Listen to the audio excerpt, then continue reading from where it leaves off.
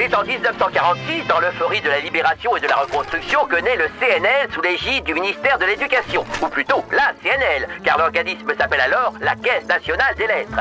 La CNL aide alors les auteurs... L'adverbe, voilà l'ennemi. Et les maisons d'édition. Cher ami, j'adore votre style, mais vos nouvelles sont trop longues et vos romans trop courts. 1957. Alors que les Russes lancent le premier Spoutnik, une nouvelle étape cruciale est franchie par la CNL qui se voit dotée d'importants moyens financiers. De là à dire que la caisse en fait des caisses, il n'y a qu'un pas. Et oui, car elle aide les auteurs et en plus, ils reçoivent des prix. 1973, le CNL se voit confier de nouvelles missions culturelles. 1976, les punks dansent leur premier pogo et le CNL se voit octroyer des ressources pérennes basées sur 2 taxes, l'une sur le chiffre d'affaires des éditeurs et l'autre sur la vente des photocopieurs. Car le CNL aide désormais aussi les traducteurs. Et les bibliothèques. Ici, on lit, on pense, on rêve. 1981, Jacques Lang a fait voter la loi fondatrice sur le prix unique du livre qui structure aujourd'hui encore le marché français. Et le CNL voit s'étendre encore ses domaines d'intervention avec la création de nouvelles commissions, littérature scientifique et technique, littérature jeunesse et bande dessinée. 1989, le mur de Berlin entraîne dans sa chute la guerre froide.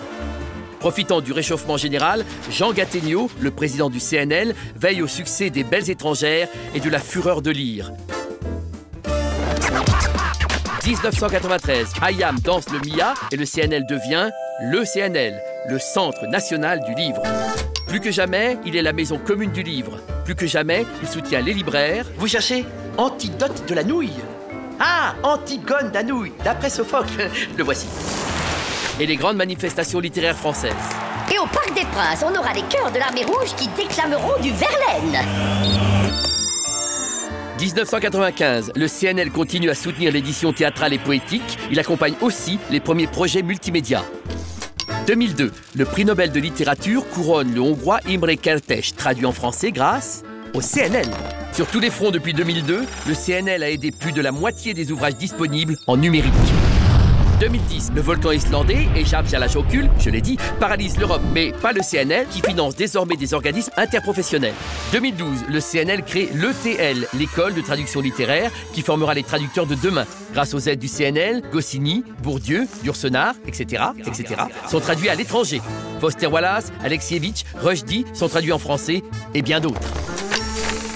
2013, lancement du plan de soutien et de sauvegarde de la librairie indépendante. Depuis, chaque année, le CNL soutient plus de 250 librairies indépendantes.